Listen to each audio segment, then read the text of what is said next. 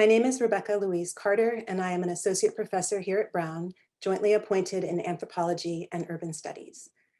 My research responds to the conditions of vulnerability and violence that persist in the world, a broad concern that proceeds with new urgency in the precarious and increasingly partitioned urban world.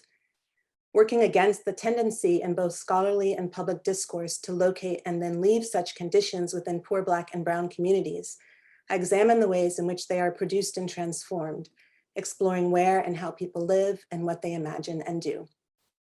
I recently published my first book, titled Prayers for the People, Homicide and Humanity in the Crescent City. This is a historical and ethnographic study of the religious work of African Americans in New Orleans who mourn the dead, primarily the young Black men who are most frequently the victims of homicide.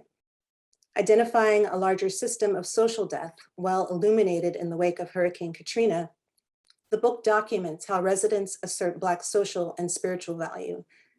With the Baptist Church as a primary site, the book follows clergy and parishioners as they engage in anti-violence demonstrations, as well as more intimate support groups to mark the birth and death anniversaries of lost loved ones in a form of restorative kinship.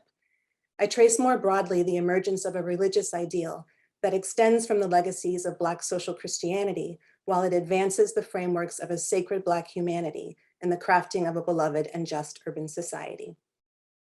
At the Cogut Institute this fall, I will take up a lingering concern, which has to do with the repetitive weight of Black death in this vibrant but volatile setting, as well as the desire to conceptualize and inhabit a Black world as a beginning, a middle, and an end in itself. That is, a world where transformative practices are understood, not just within the context of, or as a countering force to, the structures that perpetuate the space of death, but as facets of human existence that situate Black being in, through, and perhaps altogether beyond a particular place, history, or set of circumstances. I am inspired here by recent scholarship related to the development of a radically humanist anthropology, which moves from the recognition of state violence to a consideration of social and political possibility and new forms of sovereignty, to the development of effective practices of witnessing and repair, and to the articulation of the aesthetics of Black aliveness. And I draw here from the work of Deborah Thomas, Ryan Jobson, and Brown's own Kevin Quashie. These are powerful ideas given the intersected crises of the world, and I explore them ethnographically, aligning with a multimodal approach that reconsiders existing paradigms for research, representation, and knowledge circulation.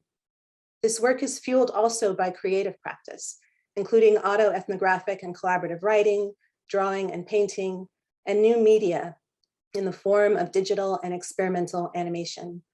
This allows me to explore Black worldness from multiple vantage points, collapsing the distinctions we otherwise maintain between the past and the present, between erasure and emergence, between death and life itself. I am thus working on a remix of my book, using photographs and interview excerpts along with hand-drawn and cut paper puppetry to create a series of short animated scenes centering the lives and experiences of Black youth.